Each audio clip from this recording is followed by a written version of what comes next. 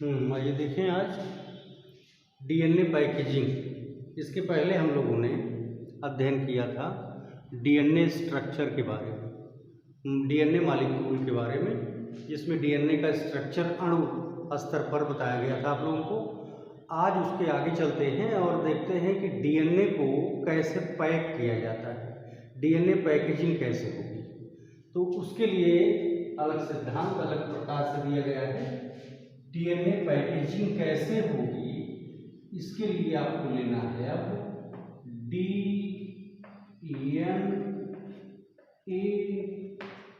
Packaging. तो कैसे उसको पैक करेंगे, अब इसको लेना है इस चैप्टर में। तो पैक करने के लिए आपको कुछ फॉलो थ्रू पहले बताते हैं पीछे से कि क्या पैक कर रहे हैं। असल में जब हम कोशिका का अध्ययन करते हैं और देखते हैं कि वो इंटरफेज में है, विश्रामावस्था में जब कोशिका होती है, उस समय आपको अगर ये यूकैरियोटिक कोशिका है तो केंद्रक के अंदर आपको जाल जैसी रचना नजर आती है और इस जाल जैसी रचना को हम कहते हैं क्रोमैटिन। ये जाल है क्रोमैटिन जाल। तो असल में क्रोमैटिन जाल कैसे बना है, तो डीएनए है और डीएनए जो होता है वो कुछ स्ट्रक्चरल प्रोटीन जैसे हिस्टोन प्रोटीन के साथ मिक्स हो जाता है, मिल जाता है और न्यूक्लिक अम्ल बन जाता है। तो न्यूक्लिक एसिड आप पढ़ते हैं, इससे पहले बताए थे। तो न्यूक्लिक एसिड क्या है, न्यूक्लिक एसिड में डीएनए होता है या आरएनए होगा प्लस कुछ प्रोटीन होती है, यही मिलकर बना देती है क्रोमैटिन। कितना परसेंट डीएनए होगा, अप्रॉक्सीमेटली 94% और 6% होती है इसमें प्रोटीन। ये दोनों मिक्स हो गए, जाल जैसी रचना बन गई, उलझ गए, तो उसी रचना को हम क्रोमैटिन कहते हैं। अब क्रोमैटिन जो है या डीएनए जो है वो कैसे पैक होता है, तो इसके लिए आपको एक क्वेश्चन पहले बताते हैं, हम सवाल उठाते हैं, फिर उन सवाल के उत्तर आपको बताते हैं कैसे ये पैक हुआ है केंद्रक के अंदर अथवा कोशिका के अंदर। अब हमको जब पैकेजिंग बतानी है तो हम आपको दो सेल में एक साथ बताएंगे। उत्पत्ति के आधार पर जो सेल दो पढ़ाते हैं, एक यूकैरियोटिक और एक प्रोकैरियोटिक कोशिका, तो दोनों में अलग अलग हम बताते हैं कैसे पैक होता है। लेकिन उसके पहले एक सवाल देते हैं आपको हम कि अगर हम बात कर रहे हैं प्रोकैरियोटिक कोशिका की, प्रोकैरियोटिक कोशिका का अर्थ हो गया बैक्टीरिया या ब्लू ग्रीन एल्गी। तो प्रोकैरियोटिक सेल उसको आपने पढ़ा है जिसमें न्यूक्लियस स्पष्ट रूप से नहीं है परंतु न्यूक्लिक एसिड है, डीएनए पाया जाता है और वो सर्कुलर होता है। तो प्रोकैरियोटिक सेल के अंदर अगर देखें यहाँ तो कितना लंबा डीएनए पाया जाएगा, तो 1.7 मिलीमीटर लंबा होता है DNA in case of prokaryotic cell, bacteria and blue green algae. तो एंड प्रोकैरियोटिक सेल को अगर देखें तो पूरी सेल का जो डायमीटर मिलता है वो 0.2 म्यू से लेकर 2.0 म्यू के बीच होता है इसका व्यास। तो अब सवाल ये है कि इन दोनों आंकड़ों का अध्ययन करें तो ये तो म्यूजियम में है, करीब 1000 गुना कम है इसका व्यास। तो कैसे इतना लंबा डीएनए 1.7 मिलीमीटर लंबा डीएनए किस प्रकार से 2 म्यूजियम व्यास की जीवाणु की कोशिका के अंदर आएगा, यानी लंबाई डीएनए ज़्यादा है, व्यास है कम। तो अब इसके लिए क्या है फॉर्मूला, आप खुद सोचें।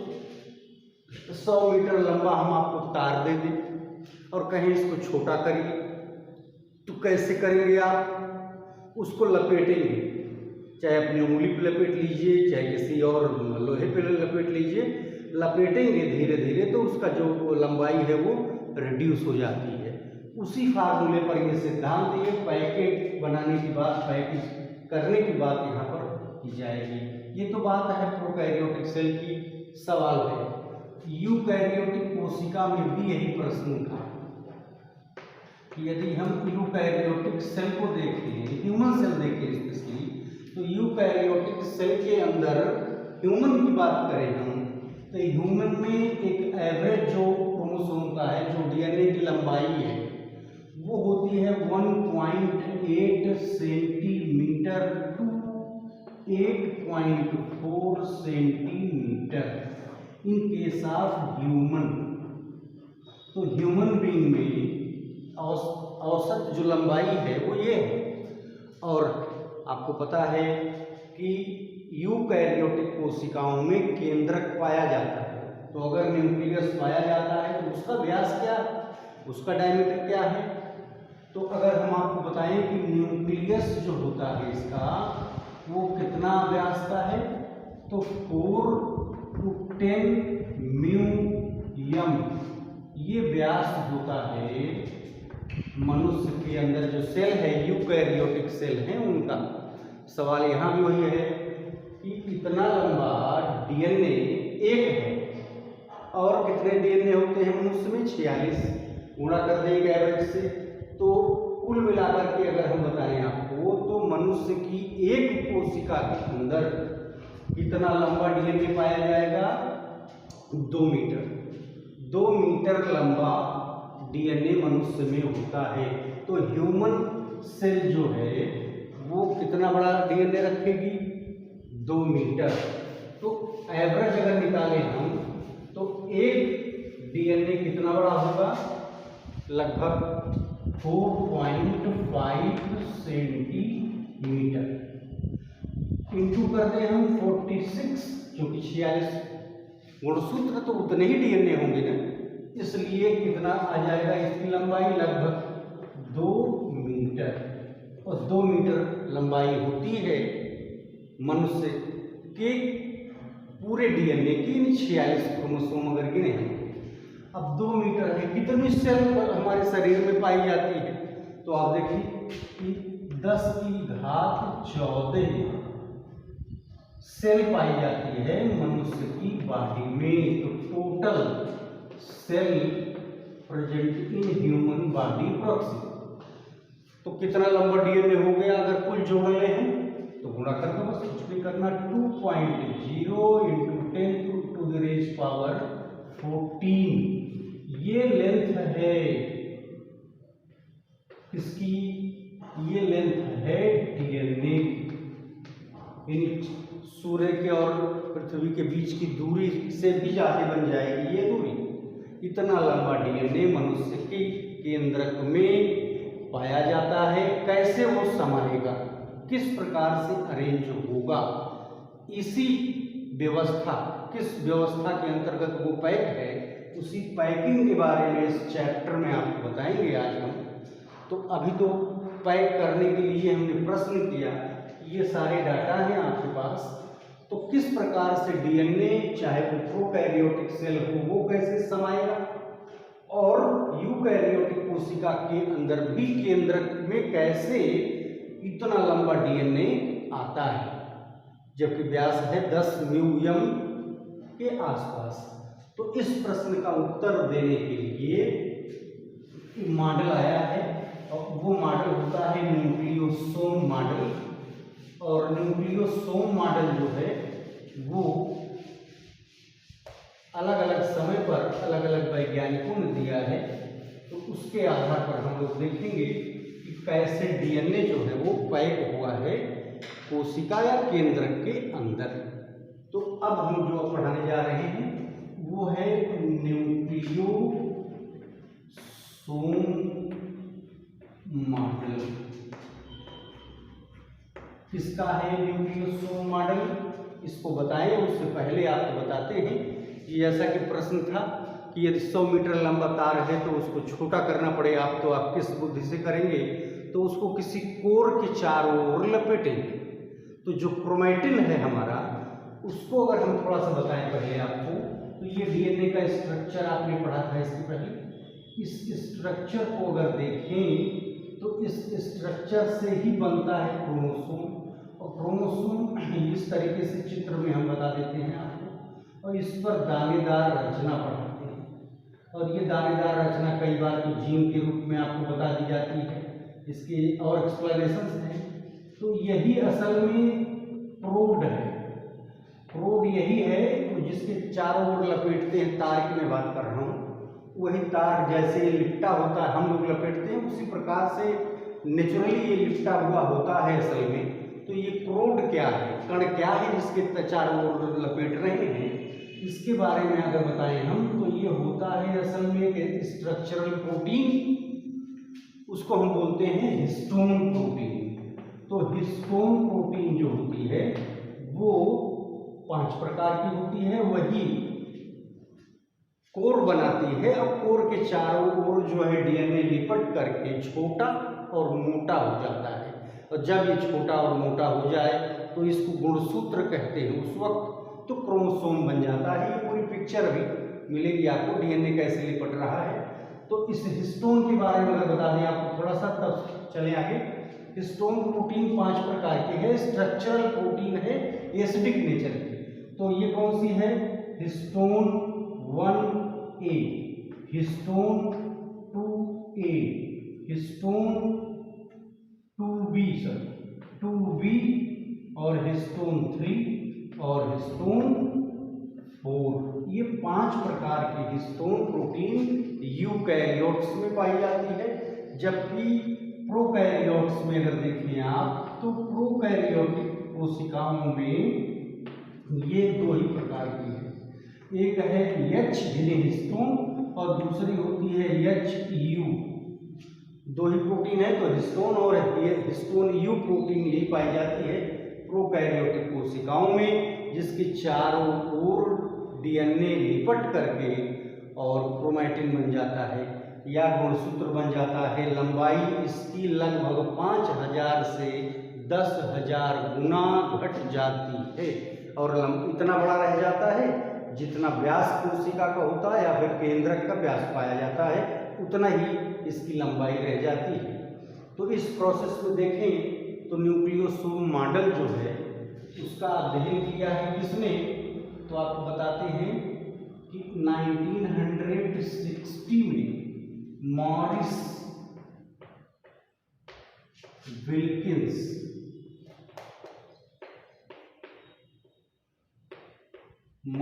विल्किंस और एडा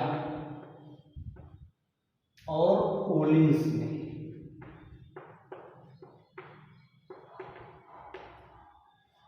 तो मॉरिस विल्किंस ने 1960 में, एडा और कोलिंस ने 1974 में स्टडी किया, अध्ययन किया। तो इन्होंने देखा कि जो कोशिका इंटरफेज में है वो विभाजन की अवस्था में जब जाने लगती है तो रॉड शेप स्ट्रक्चर बन जाते हैं, और रॉड शेप स्ट्रक्चर जब बनते हैं तो उसमें डीएनए जो होता है वो क्वाइल्ड हो जाता है, और क्वाइल्ड होकर के लंबाई को कम कर लेता है। ये इसी क्वाइलिंग के बारे में इन्होंने पता किया, और क्वाइलिंग इस प्रकार से रहती है कि ये क्वाइल जो है कोर के चारों ओर लिपटे हुए असल में डीएनए है। अब ये कोर दूसरी कोर के बीच में पता चला कि यहाँ पे योजक दोनों को जोड़ने वाला पार्ट डीएनए का है। यहाँ एक बात और रिमाइंड करते चले कि अगर इसके पहले आप देखे हो तो बताए थे आपको प्रोकैरियोटिक कोशिका में एक्सॉन और इंट्रॉन्स ये खंड है, ये पार्ट है। असल में एक्सॉन क्या होते हैं, उनको जीनी खंड आप कहते हैं। डीएनए का वो पार्ट जो किसी प्रोटीन को बनाता है, किसी एंजाइम को बनाता है, यानी प्रोटीन सिंथेसिस में पार्टिसिपेट करता है, वो खंड कहलाता है प्रोकैरियोट्स में एक्सॉन, और जो पार्ट निष्क्रिय होता है वो कहलाता है इंट्रॉन। और ये बारी बारी से आप देखें तो डीएनए के ऊपर पाए जाते हैं। ठीक उसी प्रकार से यूकैरियोटिक कोशिका में भी यूक्रोमैटिन पार्ट और हेटेरोक्रोमैटिन पार्ट पाए जाते हैं। तो यूक्रोमैटिन पार्ट को आप जीनी खंड और हेटेरोक्रोमैटिन पार्ट को गैर जीनी खंड कहते हैं। जीनी खंड क्या होता है? डीएनए का वो भाग जो हिस्टोन प्रोटीन के चारों ओर लिपटा होता है, उसको आप कहते हैं सक्रिय जीन खंड। और जो हिस्सा दो कोर, दो न्यूक्लियोसोम या दो कणों के बीच पाया जाता है, उसको हेटेरोक्रोमैटिन पार्ट कहते हैं। वो सक्रिय जीन खंड नहीं होता है, अर्थात वो किसी प्रोटीन के लिए, प्रोटीन सिंथेसिस के लिए डीएनए को डुप्लीकेट नहीं करता है।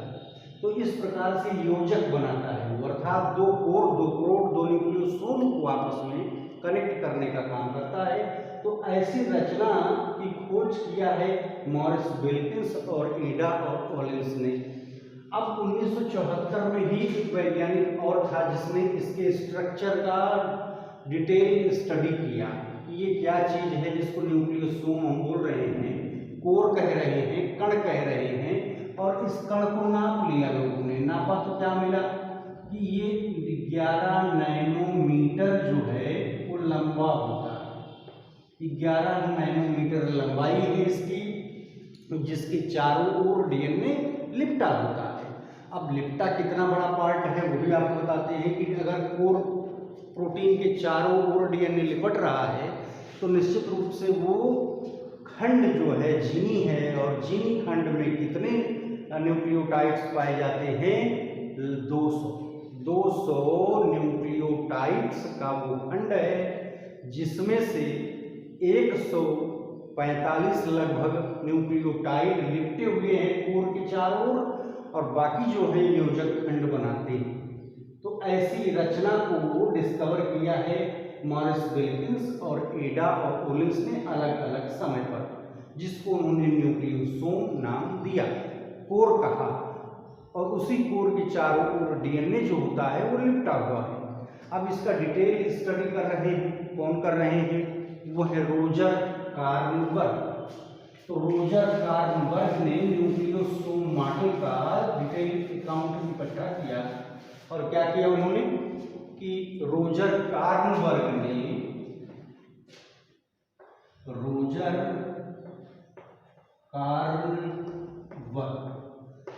इन लोगों ने 1974 में न्यूक्लियोसोम का डिटेल स्टडी किया। अब न्यूक्लियोसोम किसका बना है? ये आपको बता दिए कि हिस्टोन प्रोटीन का बना होता है। अब न्यूक्लियोसोम मॉडल का डिटेल कैसे किया गया? कहा यह गया कि न्यूक्लियोसोम जिसके चारों ओर डीएनए का जीनी खंड लिपटा हुआ होता है और लिपट करके अपनी लंबाई को वो घटाता है, उसके 3 चरण होते हैं। अब वो 3 चरणों में ये क्रिया करता है। तो पहले हम न्यूक्लियोसोम का डिटेल करेंगे, फिर हम 3 स्टेप आपको बताएंगे जिसमें वो अपनी पूरी लंबाई को रिड्यूस करके क्रोमोसोम बनेगा। न्यूक्लियोसोम असल में किस केस में अगर बताएं हम, यूकैरियोटिक कोशिका में पहले, तो यूकैरियोटिक सेल के अंदर अगर देखें तो न्यूक्लियोसोम जो होता है, जैसा मैंने कहा कि histone 1A, histone 2A, histone 2B, histone 3 और हिस्टोन 4, ये 5 प्रकार की हिस्टोन प्रोटीन हैं जो कि पाई जाती हैं यूकैरियोटिक कोशिकाओं में। और बताएं कि इन चारों में 5 हिस्टोन 1A को छोड़ दे तो शेष जो हैं इनकी मात्रा इससे काफ़ी ज़्यादा होती है।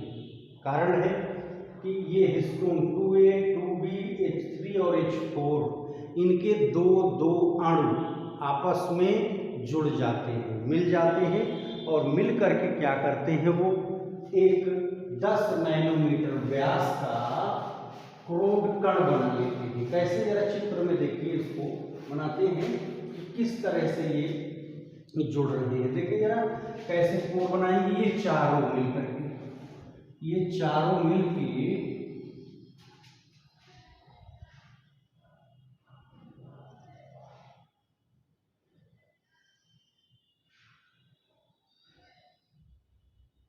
ये इस तरह से histone 2A, histone 2b, histone 3 और हिस्टोन 4। यहाँ देखिए ये है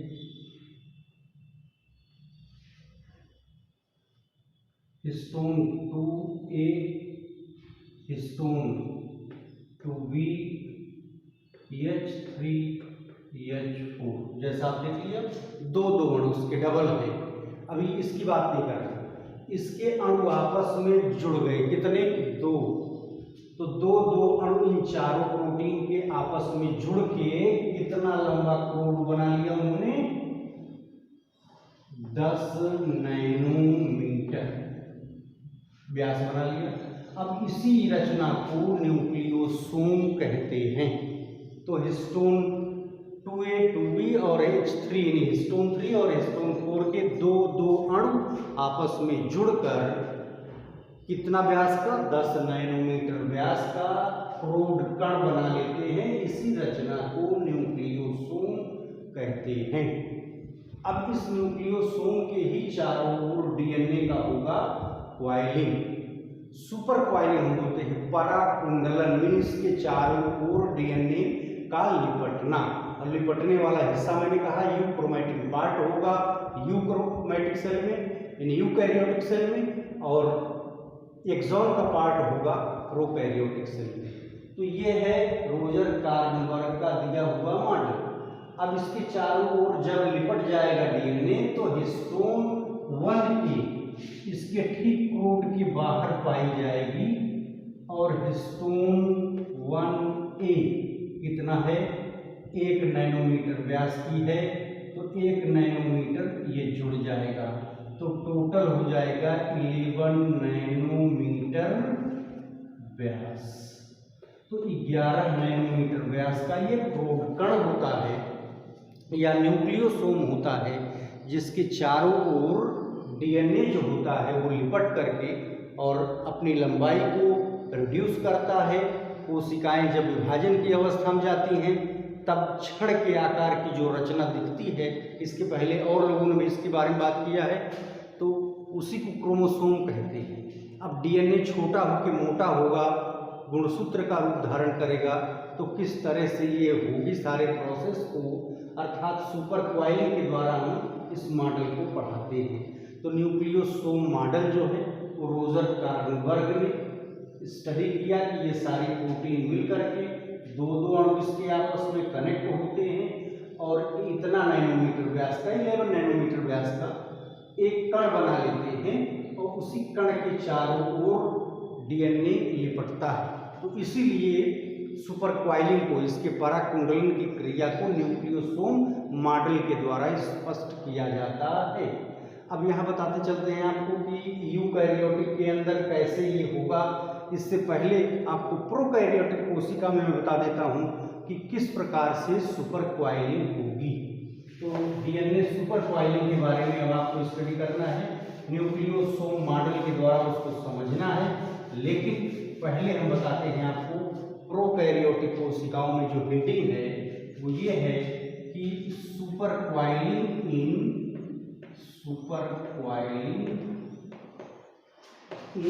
प्रोकैरियोटिक सेल।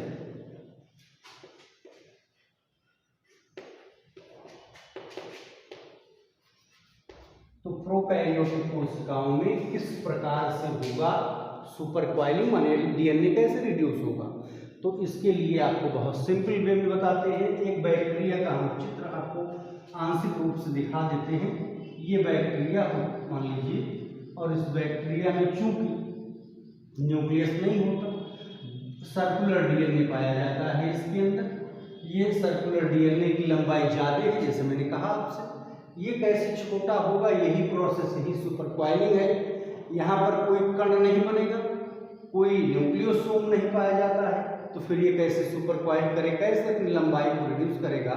इसके लिए इसमें जो मैकेनिज्म है वो थोड़ा अलग है, क्योंकि इसमें हिस्टोन प्रोटीन होती नहीं है। ऐसा मैं कहता हूँ, हिस्टोन यानी H प्रोटीन और HU प्रोटीन के नाम से दी गई है, वही दोनों मिलते हैं। कैसे करते हैं ये मैं आपको बता देता हूँ कि यहाँ सुपर क्वाइलिंग करके इसने भी अपने लंबाई को रिड्यूस कर लिया है, और रिड्यूस करके कितना बड़ा हो गया, 0.2 म्यूएम से 2.0 म्यूएम के बीच डीएनए भी अपना बना लेगा लंबाई। तो किस प्रकार से बनाएगा, इसमें आपको बताता हूं कि इसका एक्सॉन पार्ट, इंट्रोन गैर खंड, एक्सॉन का पार्ट जो होता है डीएनए का, वो सुपर क्वाइलिंग करता है किसके सहयोग से, HU प्लस H प्लस टोपो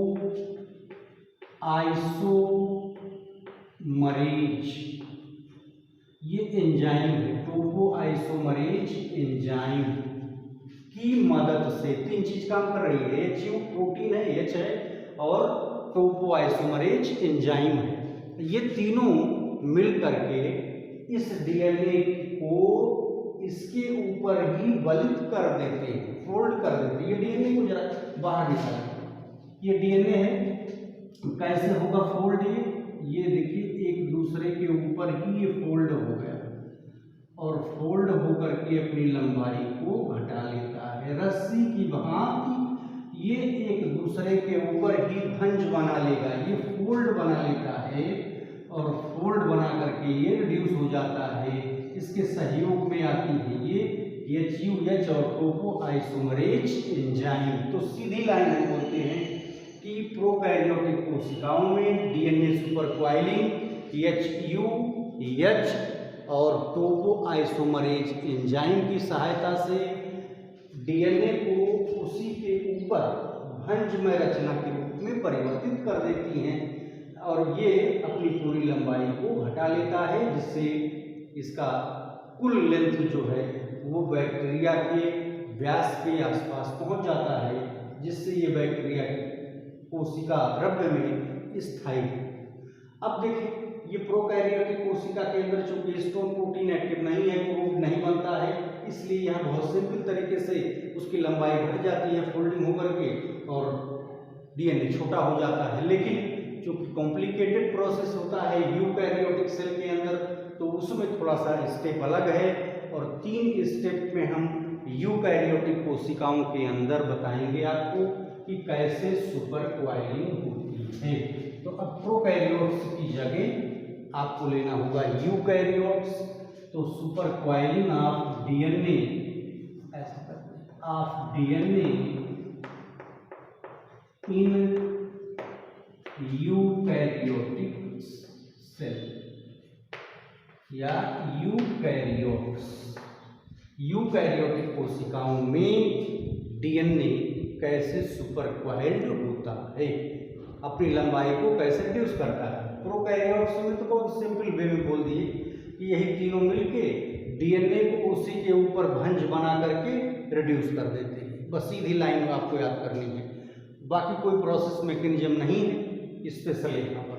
तो यहाँ तो सीधा लाइन था और जो पार्ट ऐसा कर रहा है वो आप एक्सॉन के नाम से जानते हैं, बैक्टीरिया की कोशिका। लेकिन यूकैरियोटिक कोशिका में कुछ अलग है।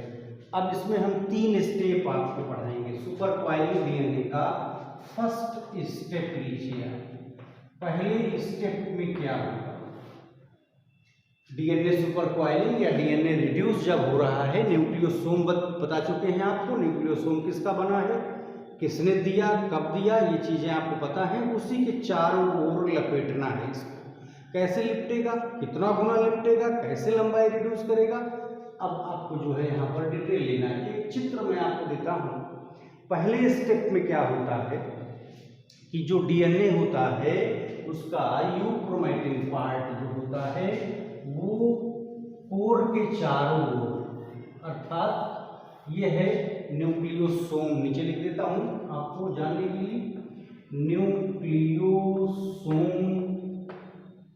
ये, या इसको कोर भी कहते हो आप, कण भी हिंदी में बोलते हैं।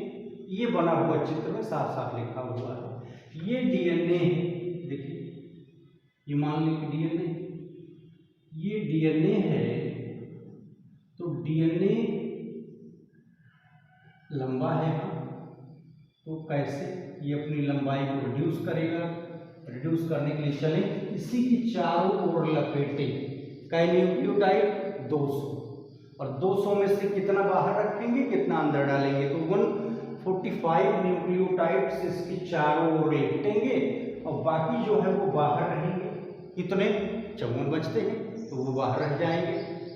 तो 146 रदर 146 ये है रमेश गुप्ता की बुक के अनुसार मैं आपको डाटा दे रहा हूँ। ये बुक 200 में 180 तक गया हुआ है, अलग अलग बुक में दिया हुआ है, तो कंफ्यूज नहीं होंगे। 146 नाइट्रोजनस बेस कोर के चारों ओर लिपट जाते हैं और शेष जो होते हैं वो 54 हैं तो वो रह जाते हैं योजक में। तो आइए देखिए किस प्रकार से डीएनए जो है इसके चारों ओर लिपटता है।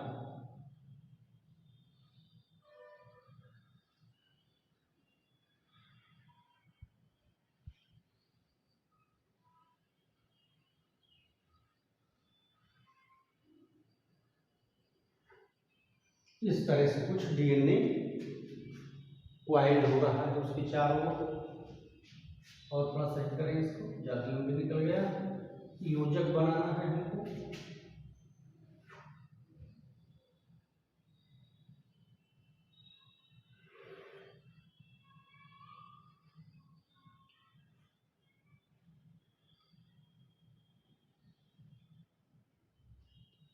ये मान लेंगे डीएनए।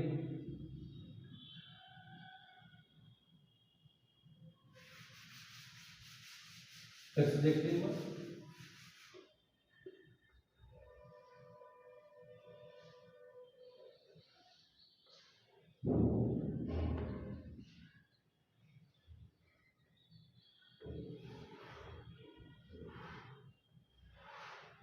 ये नाम लिखे हुए पहले, ये डीएनए इसके चारों ओर लिपट रहा है।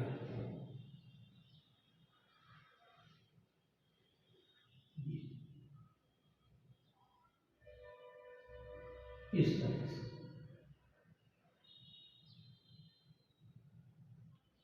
पहले स्टेप में डीएनए न्यूक्लियोसोम के चारों ओर लिपट जाता है और ये जो निकला यानी इंटर करने वाला खंड और बाहर निकलने वाला खंड ये कितना बड़ा है, ये बना होता है लगभग 54 न्यूक्लियोटाइड्स का। अब न्यूक्लियोटाइड्स का अध्ययन आप पहले कर चुके हैं। ये है कोर या न्यूक्लियोसोम और न्यूक्लियोसोम।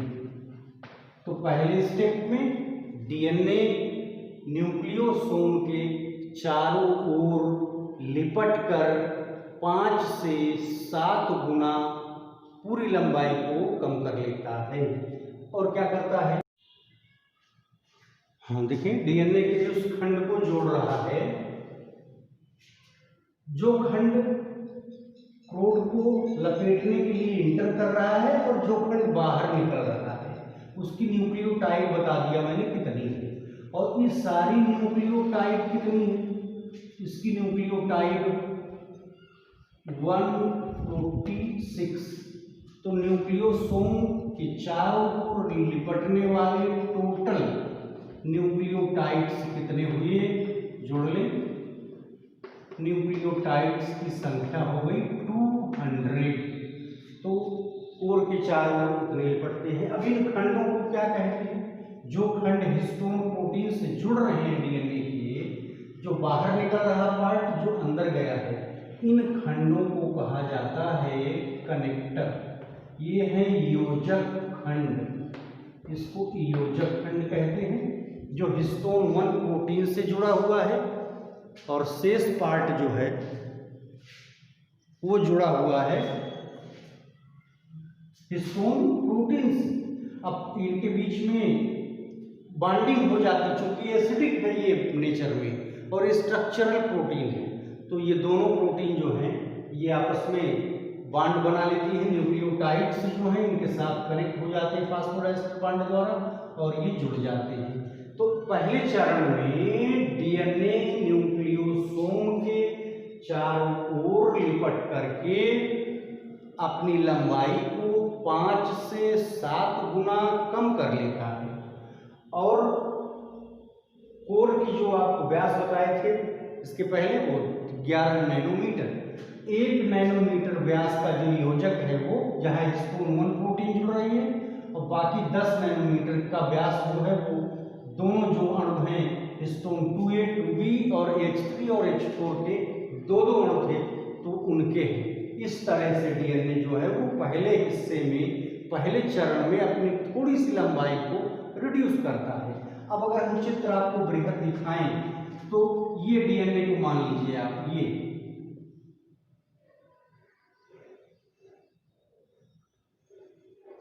ये कोर बने हुए हैं। अब डीएनए को लपेटे, जैसे स्ट्रक्चर आप पढ़ते हैं अंदर नहीं ले जाएंगे हम।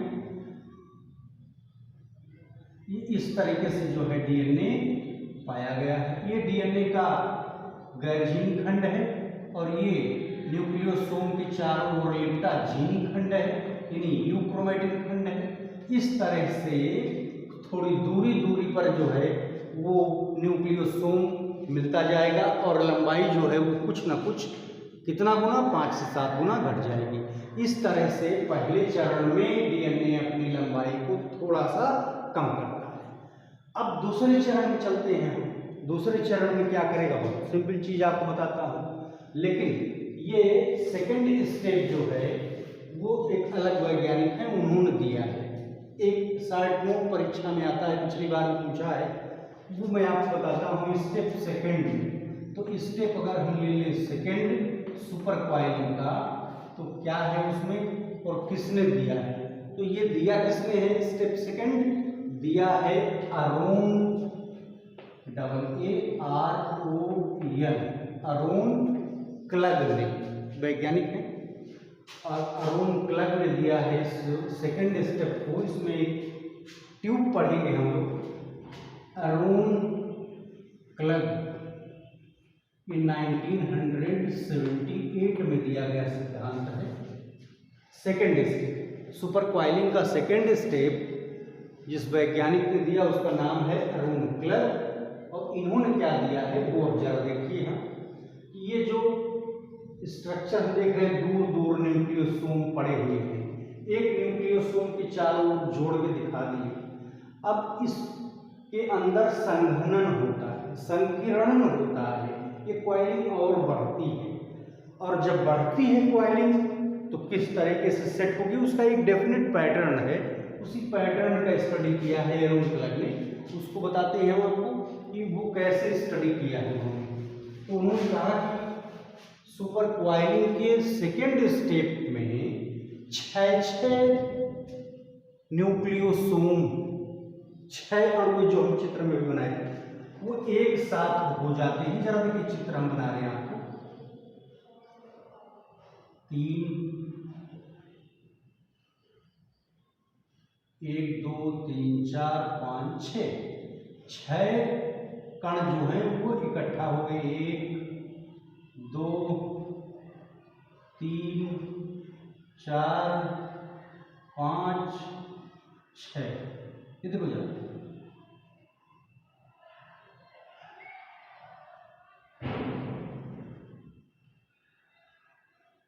एक दो तीन चार पाँच छः, सॉरी ये ले लो, यहाँ ले, और ऐसे बनाते चले हम, अब निकल जाएगा स्वतः अपने आप ही ये आ जाएगा कि क्या यूज दिया और क्या हमको पढ़ाना है, क्या आपको पढ़ना है।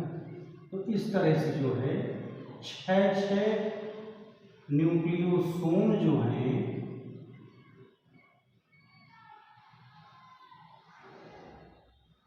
एक साथ एक जगह क्वाइल्ड हो गए,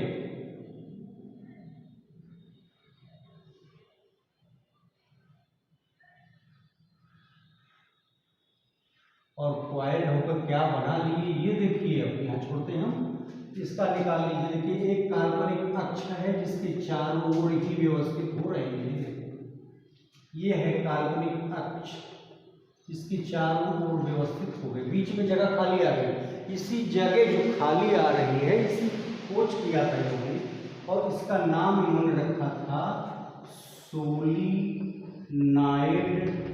ट्यूब, सोलिनाइड पर्णलिका। इसको नाप लो जरा, कितने व्यास का मिलती है, इसका व्यास अगर देखें तो मिलता है 30 नैनोमीटर। तो हम स्टेटमेंट कैसे बनाएंगे, कैसे लिखेंगे कापी पे, हम इस चीज को जो समझ में आ रही हो कि सेकेंड स्टेप में सुपर क्वाइलिंग के न्यूक्लियोसोम के 6 अणु संघनित हो जाते हैं एक जगह पे और एक काल्पनिक अक्ष के चारों ओर व्यवस्थित हो जाते हैं। अब वो काल्पनिक अक्ष जो है वो ट्यूब जैसे स्ट्रक्चर में दिखने लगता है और ये व्यास इसका निकल आता है 30 नैनोमीटर। तो न्यूक्लियोसोम के निश्चित पैटर्न में 6 न्यूक्लियोसोम के संकीर्णन के कारण जो ये काल्पनिक सोलेनॉइड ट्यूब निर्मित होती है जिसका व्यास 30 नैनोमीटर होता है। ये सुपर क्वाइलिंग डीएनए की जब आप देखें सिकुड़ने के कारण तो लगभग 6 गुना, 5 साल पहले स्टेप में कम हुआ था, 6 गुना लगभग ये कम हो जाती है पुनः लंबाई इसकी।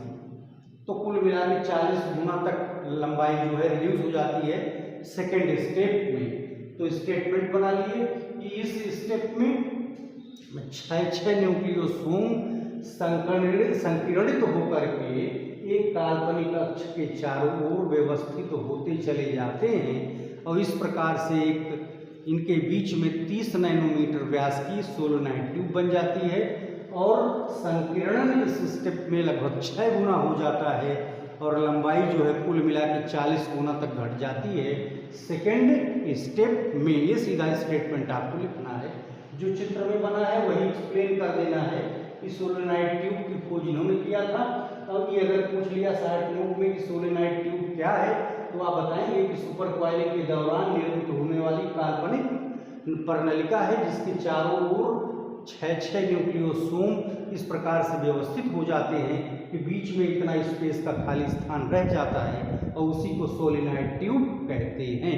ये टिप्पणी लिखने के लिए जब आएगा तो आपको करना होगा और ये पिछले साल परीक्षा में पूछा था तो इसलिए डायरेक्ट इसका उत्तर यहाँ से मैं बता दे रहा हूँ। अब तीसरे चरण में चलते हैं। तीसरा चरण कैसे होगा और इसको थोड़ा सा रिड्यूस करेंगे हम। और तीसरा स्टेप जो है थर्ड स्टेप उसका चित्र और दिखाते हैं हम। और संकीर्णन होगा, डीएनए और चिपकेगा, न्यूक्लियोसोम और करीब आएंगे और लंबाई और घटेगी। तो थर्ड स्टेप ले लें हम, सेकेंड एंड थर्ड। ये अरुण क्लर्क का नहीं है, ये न्यूक्लियोसोम मॉडल जो पढ़ाए थे उनका है, अर्थात रोजर कार्डनबर्ग का। तो थर्ड स्टेप में इसी के आगे चल जोड़ने जा रहे हैं। थर्ड स्टेप आगे आपको स्टेप बताते हैं कि कैसे लिखेंगे और लिखने के बाद चित्र कैसे बनाएंगे, दोनों को एक साथ लेना है। अब ये जो 6 गुना इस चरण में हुआ है संकीर्णन, उसके कारण जो है वो ये न्यूक्लियोसोम तीसरे स्टेप में जब जाएंगे तो और सिकुड़ेंगे और पास आएंगे। ये दूरी जो है ये घटेगी, ये दूरी और घट जाएगी और पुनः ये एक काल्पनिक अक्ष के चारों ओर समान रेडियस पे इस प्रकार से व्यवस्थित होंगे। देखो ये मैं आपको एक बना देता हूँ सांचा, ये ढांचा बन गया ढांचा। अब इस ढांचे के चारों ओर ये डीएनए जो है ये, अब इसको यहाँ से क्वाइलिंग करेंगे तो और प्रॉब्लम होगी, इसलिए मैं इसको निकालता हूँ इस तरीके से। ये देखो लूप बना रहा है, जहाँ से चल रहा है समान रेडियस पे ये जाएगा, पुनः वापस आएगा।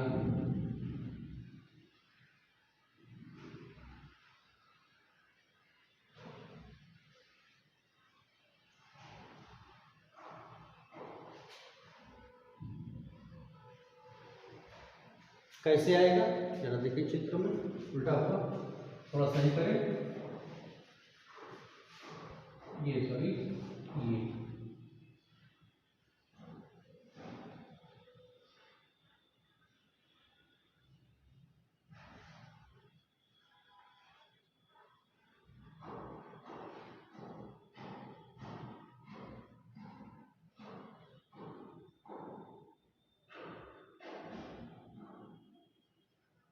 इस तरह से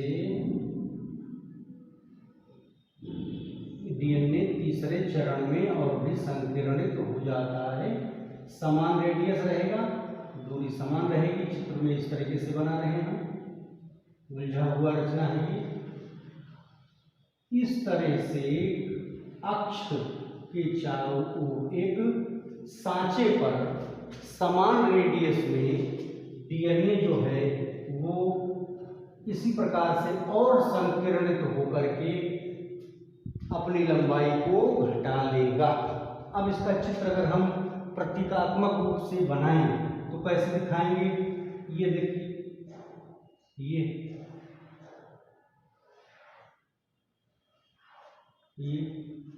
ये क्या चीज बन गई? ये बन गया वो अक्ष जिसके चारों ओर लिपटा हुआ, अर्थात अगर दिखाएं तो इसके चारों ओर ऐसे ऐसे वो चित्र जो बनाए हैं वो पूरा दिखाई देगा। अर्थात डीएनए जो है इसकी इस अक्ष के चारों ओर व्यवस्थित होगा, भरा होगा पूरा निकल। अगर देखें तो इस प्रकार की रचना जो है वो एक रैकिस, एक अक्ष, एक सांचा, एक ढांचे के रूप में आ जाता है। अब इस ढांचे को अगर देखें संकीर्णित और हो जाता है, तो और जब हो जाएगा तो इधर हटाते हैं और दिखाते हैं कैसे हो जाएगा। ये बाईवैलेंट हो जाएगा। और बाईवैलेंट कैसे होगा? ये देखिए सेंट्रोमियर है,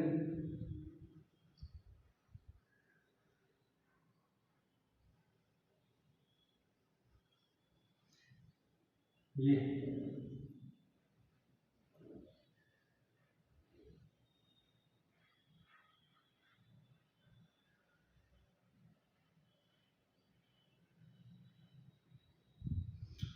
क्रोमोसोम हो गया। देख लीजिए,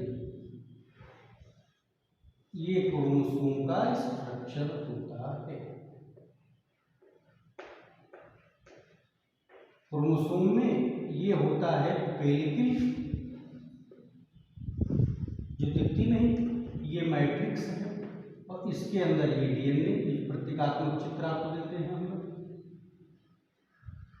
इस तरह से ये वाइड होकर के आपस में क्या कहलाते हैं? ये क्रोमैटिड्स।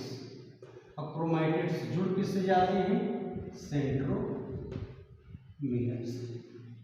तो इस तरह से तीसरे स्टेप में क्या लिखते हैं कि सुपर क्वाइलिंग के तीसरे चरण में न्यूक्लियोसोम और संकीर्णित हो जाता है, और इस प्रकार से एक सांचे के चारों ओर समान रेडियस, दूरी समान रेडियस पे फैल करके ये संकीर्णित हो जाता है, सिकुड़ जाता है, और ऐसे प्रतीत होता है कि जैसे एक एक्सिस, एक अक्ष, एक काल्पनिक सांचा जो है वो बन जाता है, उसी के चारों ओर ये व्यवस्थित हो जाते हैं, और व्यवस्थित होते होते ये बाईवैलेंट हो जाते हैं, दुई क्रोमैटिड्स में बट जाते हैं दो भागों में, और आपस में सेंट्रोमियर से जुड़ जाते हैं, और पूरी लंबाई जो है वो 5000 से 10,000 गुना घट जाती है, और लंबाई कितनी रह जाती है? 10 म्यू। तो इस तरह से न्यूक्लियस का व्यास 10 म्यू का होता है, तो ये अब छोटा होके और उसके अंदर समा जाता है। तो इस तरह से डीएनए पैक हो गया कहाँ पर? न्यूक्लियस के अंदर। तो तीसरे स्टेप में न्यूक्लियोसोम का पुनः संकीर्णन होता है। इस प्रकार संकीर्णन होता है कि ये काल्पनिक अक्ष के समान रेडियस पर फैल जाते हैं, इस प्रकार से कि जैसे किसी टेस्ट ट्यूब में ब्रश डाल दिया जाए तो उसके ब्रिसल्स बाहर से दिखने लगते हैं। ये ब्रिसल्स हैं, सब ब्रिसल्स हैं जो बाहर से दिख रहे हैं। इस प्रकार से इतनी क्वाइलिंग हो जाती है कि ब्रश के समान प्रतीत होने लगते हैं, और पुनः ये बाईवैलेंट होकर के क्रोमोसोम का रूप धारण कर लेते हैं, और इनका जो लंबाई है वो 10 म्यू हो जाती है। तो इस प्रकार से ये केंद्र के अंदर समा जाती हैं। अब ये आपसे प्रश्न पूछेगा बोर्ड में, लिखा रहेगा न्यूक्लियोसोम, तो न्यूक्लियोसोम का डिटेल करना पड़ेगा, जिसका अलग से मैंने आपको चित्र बनवाया है, हिस्टोन प्रोटीन का वो कॉम्पैक्ट रूप। अब सुपर क्वाइलिंग पूछता है पराकुंडलन, हिंदी में बोलते हैं इसको। तो अगर पराकुंडलन पूछता है तो उसके 3 चरण बताएंगे आप। पहले स्टेप में आप न्यूक्लियोसोम के चारों ओर उसको लपेट करके दिखाया गया है, संक्षेप में बता रहा हूँ, और लंबाई 5 से 7 गुना घटाई गई है। दूसरे स्टेप में जो एरोन क्लग ने कहा है 30 नैनोमीटर की सोलिनॉइड ट्यूब बन गई, उसके चारों ओर 6 के ग्रुप में इकट्ठा हो गई है और ये परनल का बना गए। तीसरे स्टेप में और कॉइलिंग बताएंगे, हाई कॉइलिंग स्ट्रक्चर बन जाता है और एक काल्पनिक अक्ष के चारों ओर ये समान रेडियस पर इस प्रकार व्यवस्थित हो जाते हैं जैसे किसी ब्रश को परख नली के अंदर डालें तो उसके ब्रिसल्स बाहर से दिखने लगते हैं, उस प्रकार की रचना नजर आने लगती है। और अंतिम चरण में ये रिड्यूस होकर के बाइवैलेंट हो जाते हैं और गुणसूत्र का रूप धारण कर लेते हैं। इस तरह से इनका जो लंबाई है वो घट जाती है और ये न्यूक्लियस में आने के योग्य, समाने के योग्य, पैक होने के योग्य हो जाते हैं। इस तरह से सुपर कॉइलिंग जो है 3 चरणों में पूरी हो जाती है डीएनए की। तो इसमें से सवाल आएगा या तो सुपर कॉइलिंग का या तो न्यूक्लियोसोम पूछा जाएगा शॉर्ट नोट टिप्पणी में। तो इन दोनों प्रश्नों को आप स्टडी करेंगे। इसके आगे जब बढ़ेंगे हम तो आपको देंगे डीएनए का द्विगुणन। तो डीएनए के स्ट्रक्चर पहले कराए गए हैं, अणु के स्तर पर भी डीएनए का स्ट्रक्चर, बी डीएनए का मॉडल भी पढ़ाया गया वाटसन और क्रिक का। उसको लेकर के हम कैसे वो अपनी रचना को डबल करेगा, कैसे डुप्लीकेट होगा, क्योंकि ये विशिष्ट लक्षण होता है जेनेटिक मटेरियल का कि वो माइटोटिक फेज में जब जाता है तो ये अपनी संख्या को डबल कर लेता है। तो डबल कैसे करेगा, द्विगुणन कैसे होगा, इसके अंदर पुराना धागा नए धागे को कैसे बनाएगा, ये अगले लेक्चर में लेंगे। आज के लिए इतना ही। इस पर कमेंट जरूर लिखिएगा। अगर आपको ये नहीं समझ में आया है तो दोबारा पढ़ाएंगे। ये मैटर सिर्फ इंटरमीडिएट को बेस मान करके दिया जा रहा है आप लोगों को। तो ये मिनिमम कम से कम इतना आपको जरूर आना चाहिए कि 3 लाइन, 1 लाइन, 2 लाइन आप इनके बारे में लिख पाएँ। Thank you.